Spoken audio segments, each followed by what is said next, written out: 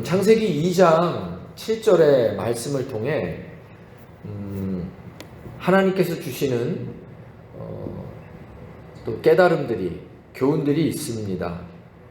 7절에 보면 땅의 흙으로 사람을 지으시고 생기를 그 코에 불어 넣으심으로 사람을 생명, 곧 생명체가 되게 하셨다라고 하는 이 자세한 인간 창조, 사람 창조에 대한 구절들이 있습니다. 이 내용을 통해 먼저 확인해 볼 수 있는 것은 히브리적 이론론의 인간 개념을 확인해 볼 수 있습니다. 그것은 인간의 육체와 영혼이 하나로 존재한다라고 하는 이론론적 사고입니다.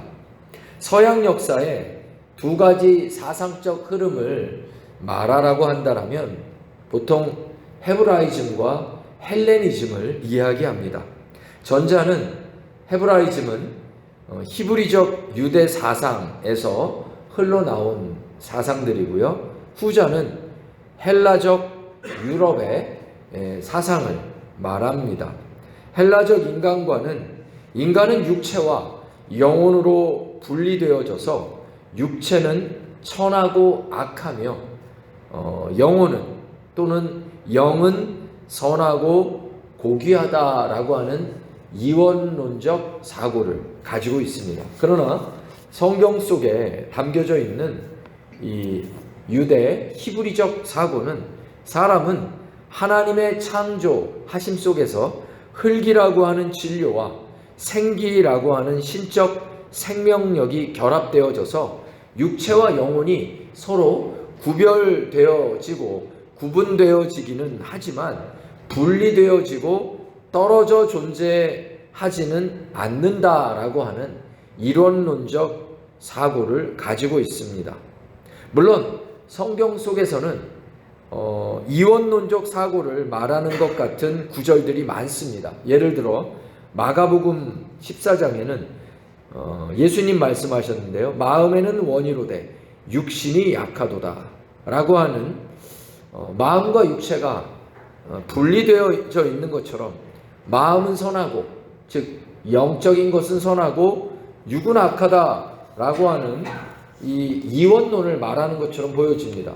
로마서 7장에서 사도 바울이 내 자신이 마음으로는 하나님의 법을, 육신으로는 죄의 법을 섬기노라 라고 하는 표현도 마음과 육체를 분리하는 것 같은 이원론적 사고를 이렇게 읽는 것처럼 보여집니다. 하지만 성경은 인간의 육체와 영혼을 구분하고 구별은 하고 있지만 육체와 영혼이 분리되어져서 따로 존재하는 것으로 이해하지 않습니다. 헬라적 이원론에서는 육체는 악하고 영은 선하다고 하면서 육적인 것을 멸시하고 또 도외시하기도 합니다. 그러나 성경은 우리가 죄에 빠지고 죽음에 이르게 되는 것은 우리의 육체가 악하기 때문이 아니라 도리어 마음의 문제다라고 하는 구절들이 많습니다. 잠언서 4장 13절에 무릇 지킬 만한 것보다 더욱 무엇을 지키라고 그랬죠? 마음을 지키라. 생명의 근원이 이 마음에서 남이니라 이렇게 써 있습니다. 예레미야 17장 9절에서도 만물보다 거짓되고 심히 부패한 것은 육체다 이렇게 얘기하지 않고요. 마음이라 누가 능히 이를 알리오마는 이렇게 써놨습니다. 에스겔서 36장 26절에도 또 새 영을 너희에게 두고 새 마음을 너희에게 주되 너희 육신에서 굳은 마음을 제거하고 부드러운 마음을 줄 것이라고 표현했습니다. 너희 육신에서 굳은 마음을 제거한다. 마음이 육신에 있다라는 것입니다. 육신 안에 마음이 같이 있어서 함께 존재한다, 함께 움직인다 라고 표현하는 것입니다. 우리 안에서 육체와 마음이 따로 떨어져 있는 것이 아니고 하나로 움직인다. 그러니까 예수님께서 마음에는 원이로되 육이 약하다 라고 하는 말씀은 내 마음에 마음과 육체가 따로 떨어져 존재한다는 것이 아니라 내 안에 선한 마음과 죄의 악한 마음이 서로 싸우고 있다라고 하는 이 마음의 자아의 문제를 이야기하는 것입니다. 로마서 7장 25절에 마음으로는 하나님의 법을 육신으로는 죄의 법을 섬기노라 했던 이 바울의 말도 우리 안에 의의 마음과 죄의 마음이 싸우는 헬라적 문화권 안에 있는 당시의 이 언어 문화로 쓴 것이죠. 이는 우리가 마음으로 의를 쫓고 하나님을 따를 때에는 우리의 몸이 의롭고 영적인 몸으로 살게 되지만 반대로 죄와 세상을 따를 때에는 우리의 몸이 육신의 정욕을 따르고 있는 육적인 몸이 되어진다라는 것입니다. 그러니까 영혼과 육체가 하나의 몸으로 중립적으로 존재한다, 이런 의미로 생각할 수 있는 것이죠. 예수 믿기 전에는 우리는 죄로 말미암아 죽을 수밖에 없는 육체의 몸이었습니다. 그러나 예수님을 믿고 그리스도의 영이 우리 안에 임하심으로 죽었던 우리 안에 영이 거듭남으로 예수의 생명이 우리 안에 있게 되고 우리가 영생을 얻고 산 몸이 되었다라는 것이죠. 영의 몸이 되었다는 거죠. 이전에 세상에 속해 있어서 죄와 정욕으로 살았던 우리의 육신의 몸이 이제 그리스도 안에서 생명을 얻은 영의 몸이 되어졌다, 이런 뜻입니다. 로마서 8장 11절에 예수를 죽은 자 가운데서 살리신 이의 영이 너희 안에 거하시면 그리스도 예수를 죽은 자 가운데서 살리신 이가 너희 안에 거하시는 그의 영으로 말미암아 너희 죽을 몸도 살리시리라. 성경은 영과 육을 분리해서 영은 선하고 육은 악하니 육체의 삶을 하대하는 이원론적 삶을 말하지 않고요, 영으로 말미암아 너희 죽을 몸도 살아났으니 이제 영과 육체가 하나의 몸으로 거룩하게 살라라는 것입니다.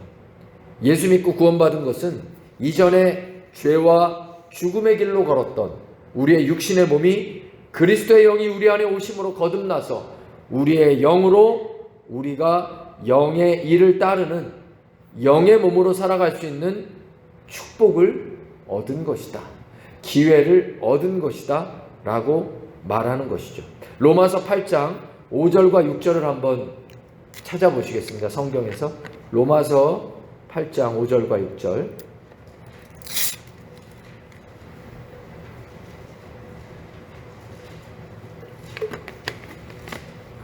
로마서 8장 5절과 6절입니다.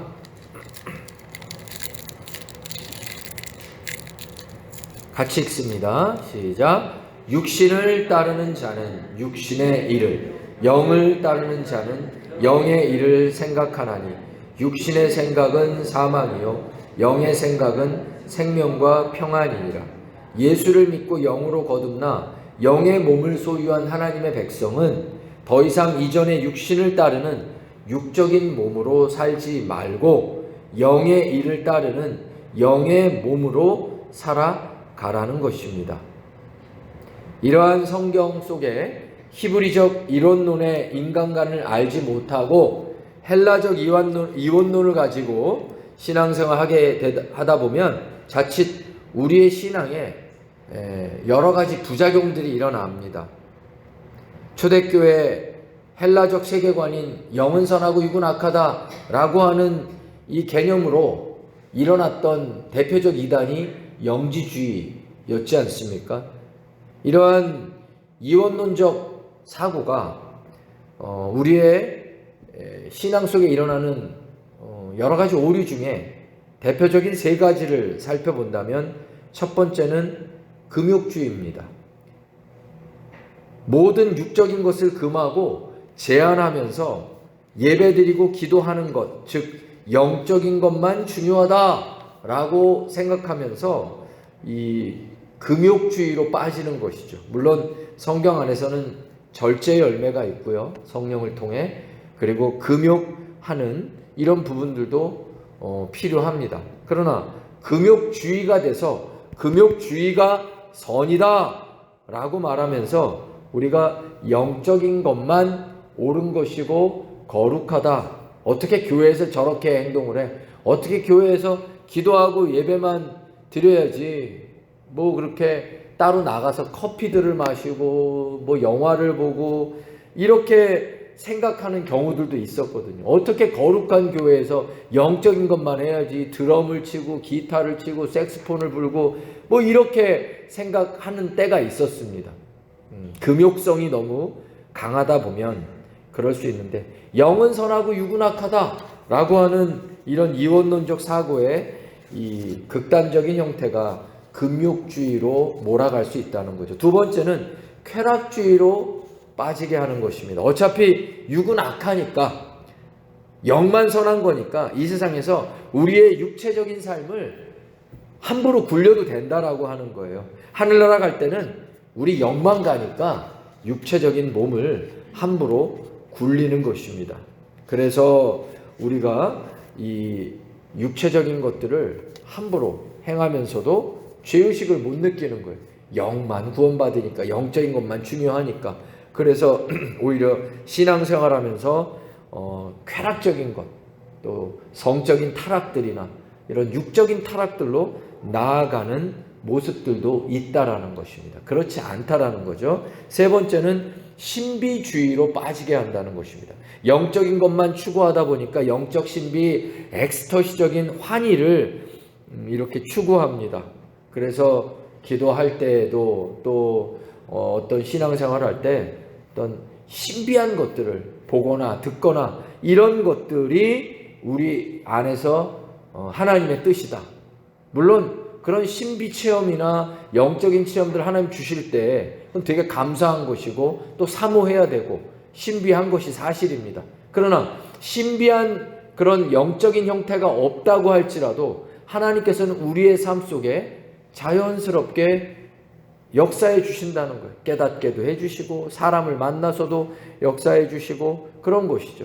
하나님의 역사는 광야길을 걸을 때는 신비하게 하늘에서 아침마다 만나가 쏟아지게 내리는 방식으로 신비하게도 역사하시지만, 가나안 땅에 들어가서는 더 이상 그렇게 하늘에서 만나가 떨어지지 않고 일상적인 농사를 지으면서 그 땅에서 얻는 소출을 가지면서 그 속에서 하나님께 더 감사하고 하나님의 은혜들을 고백할 수 있는 수준 있는 믿음까지 그렇게 나아가게 하시는 것이죠. 그래서 신비 중독에 빠지면 안 된다는 것입니다. 그러면 자극만을 추구하다가 아이고 이 교회가 더 신비하네, 아이고 저 교회 목사님이 더 신비하네, 저 기도원의 원장이 더 신비하네 라고 하면서 이렇게 땅에 발을 붙이지 못하고 붕붕붕 떠다닐 수 있는 신앙이 있다는 거예요. 이단들이 대부분 그렇습니다. 신비로운 어떤 말씀을 영적인 것으로만 다 해석을 해서 이 말씀도 이런 영적인 의미가 있고 알레고리컬하고 이런 내용들로 막 갖다 붙이고 이렇게 하다 보니까, 물론 영적인 의미로 해석하는 구속사적 해석들이, 성경 해석의 정통적인 해석법들이 있습니다. 근데 그것들을 다 무시하고 내가 기도했고 내가 성경을 수백 번 읽어서 깨달은 말씀으로 이것만이 성경의 진리고 다른 교회는 다 틀렸다, 다른 목사님들 다 틀렸다, 이렇게 하다 보니까 가만히 살펴보니 이단들 속에 있는 이 교주들이 정확하게 이 정규 신학대학 과정들을 거치지 않고 자기 혼자 성경 읽고 깨달았다고 하면서 그렇게 이 이단을 또 파생시키는 그런 일들이 있는 것이죠. 이렇게 세 가지, 금욕주의, 쾌락주의, 신비주의로 빠지게 되는 이원론적 사고의 배경들이 있다라는 것입니다. 근데 성경을 읽다 보면 사도 바울의 말에 가끔 놀랄 때가 있습니다. 그토록 영적인 인물인 바울이 육적인 것들을 많이 이야기합니다. 성경 보면 바울이 헌금 강조하는 거 여러분 아세요? 헌금을 상당히 많이 강조하고 이야기합니다. 자신의 사례비 문제로 화를 낸 것도 아세요? 네. 제가 여러분한테 제 사례비 문제로 화낸 적 있습니까? 없죠. 제가 바울보다 나은 사람입니까? 못한 사람입니까? 나는 말 못해.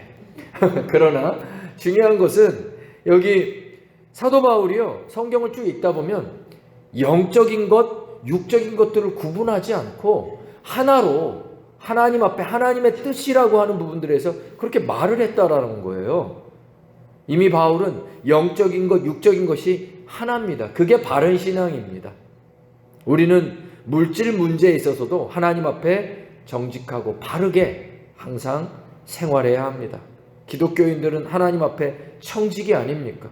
청지기는 물질을 뒤로 하고 무시하는 자가 아니라 하나님 앞에 정확하고 바르게 관리하는 자입니다. 내게 주어진 온전한 물질의 사용과 열매를 맺기 위해서 우리는 하나님 앞에 부름받은 청지기 신앙으로 분명한 신앙 개념을 또 바울처럼 가져야 한다는 것이죠. 그렇습니다. 올바른 성경 신앙은 영과 육의 삶의 조화입니다. 영적인 것도 육적인 삶도 중요하고 바른 것이에요. 교회에서 예배 드린 것만큼 세상에 나아가서도 가정생활도 또 직장생활도 하나님의 말씀과 그 뜻에 맞추어서 해야 되는 것입니다. 그것은 분리되는 것이 아닙니다. 이러므로 너희 빛을 세상에 비추어서 너희 착한 행실로 세상 사람들이 하나님께 영광 돌리게 하라고 그랬잖아요. 내가 신앙생활하면서 악하게 세상에서 산다. 그러면 이것은 영과 육을 분리하고 있는 이원론적 사고라고 하는 것이죠. 또 개인적인 삶에서 말씀과 기도의 영적 생활에 치중하면서 육적인 몸 관리를 하지 않으면 건강을 잃은 목사가 되고 건강을 잃은 성도가 되고 건강을 잃은 신앙인들이 됩니다. 선교 사역은 열심히 하는데 일상의 대인관계를 소홀히 하게 되면 그는 기꺼이 후원받지 못하는 선교사가 되는 것입니다. 많은 선교사들 보면서 이렇게 돼요. 목회자도 마찬가지예요. 제가 먼저 께서 어떤 관계를 맺고 어떤 인성으로 육적인 것들을 했느냐에 따라 결국 이렇게 다시 연결되어지는 경우들도 있고 되어지는 것입니다. 모든 것이 하나님의 역사지만 우리가 가지는 영과 육의 관계가 대단히 중요하다라는 것이에요. 그래서 영적인 것과 육적인 것을 분리하면 안 된다. 로마서 6장 12절부터 14절 한번 찾아보시겠습니다. 6장으로 넘어가세요. 6장 12절부터 14절.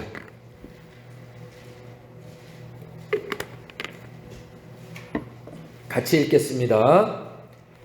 12절부터 14절까지 시작. 너희는 죄가 너희 죽을 몸을 지배하지 못하게 하여 몸의 사욕에 순종하지 말고 또한 너희 지체를 불의의 무기로 죄에게 내주지 말고 오직 너희 자신을 죽은 자 가운데서 다시 살아난 자 같이 하나님께 드리라. 죄가 너희를 주장하지 못하리니 이는 너희가 법 아래 있지 아니하고 은혜 아래에 있음이라. 예수를 믿은 것은 우리가 이제 매일 영적 존재로 영적인 몸으로 살아갈 수 있는 은혜와 기회를 얻은 것이다 라고 바울이 가르쳐 주는 것입니다. 바울은 너희 지체를 곧 너희 몸의 사욕을 따르면서 불의의 무기로 죄에게 다시 내어주지 말라라는 것입니다. 죄에게 너희 몸을 내어주지 말고 이제 예수 믿고 영의 몸이 되었으면 하나님께 드리라 라고 말했습니다. 하나님께 드리라. 다시 살아난 자 같이 하나님께 드리라. 여러분, 영으로 거듭난 신앙은 무엇입니까? 영으로 거듭난 신앙은 다시 말해 매일 우리 몸을 하나님께 드리는 것입니다. 신앙은 무엇이라고요? 매일 내 몸을 하나님께 드리는 것.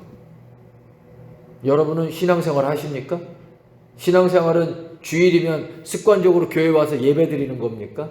물론 그것은 우리에게 필수적인 신앙의 모습인데요. 오늘 이 로마서 6장 12절 14절 그리고 지금 헬라적 이원론이 아니라 이론론적 인간관을 우리가 쭉 읽으면서 보면서 신앙은 무엇으로 우리가 이 설교의 말미에 도전이 됩니까? 신앙은 매일 우리 몸을 하나님께 드리는 것. 여러분은 신앙생활 하십니까? 여러분은 매일 여러분의 몸을 하나님께 드리십니까? 에이, 사는 게 사는 거지 뭐. 그냥 매일 사는 거지. 여러분이 여태까지 세상에서 살아왔던 방식과 뜻대로 크리스천인데도 그렇게 살아가십니까? 그렇지 않습니다. 영으로 하나님 앞에 거듭난, 그래서 영의 몸이 된 우리가 신앙생활을 한다는 것은 매일 하나님께 우리 몸을 드리는 것입니다. 거룩한 삶으로 하나님께 영의 삶을, 영을 따르는 영적인 몸으로 살아가는 것입니다. 그래서 영적인 몸으로 우리 몸을 살기 위해 중요한 것이 무엇이었습니까? 앞서 우리가 로마서 말씀 8장 5절과 6절을 읽었는데 찾으셔도 되고 안 찾으셔도 되는데 중요한 게 뭐라고 그랬어요?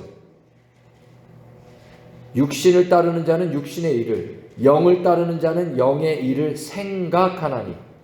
육신의 생각은 사망이요 영의 생각은 생명과 평안이니라.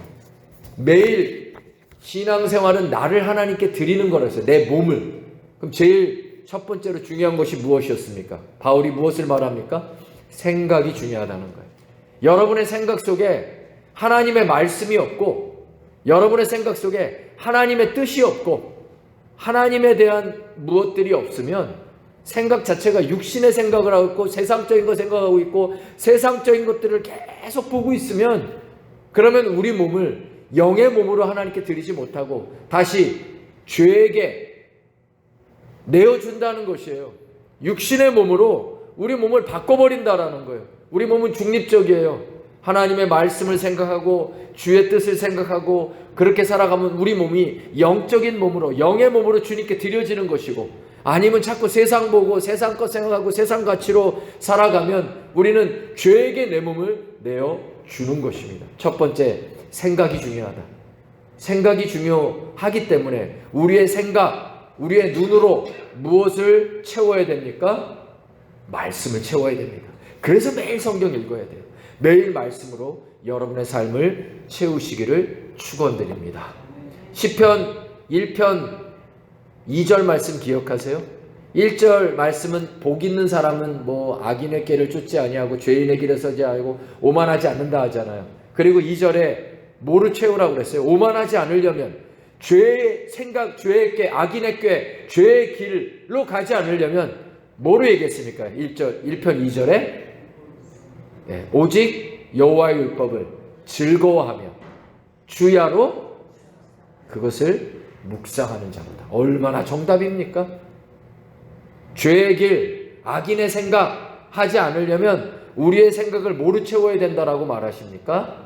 말씀으로 채워야 된다. 오직 여호와의 율법을 즐거워하며, 그 말씀도 아침에 잠깐 보는 게 아니라 주야로 묵상을 해요. 주야로. 아침에 보았던 말씀을 점심에도 저녁에도 생각하고, 여러분 매일매일 하나님 말씀이 여러분의 생각을 붙드시기 바랍니다. 그러면 의의 병기로 여러분의 몸을 하나님께 드릴 수 있고, 그것이 신앙이라는 거예요. 또 한 가지를 권면하고 싶습니다. 또 한 가지는 뭐가 있을까요? 예수님께서 우리의 마음과 육체를 구분하신 구절이 있어요. 그 구절에서 우리가 한번 찾아보겠습니다. 마가복음 14장 38절. 아시는 말씀이지만 우리 찾고 기도하겠습니다. 마가복음 14장 38절.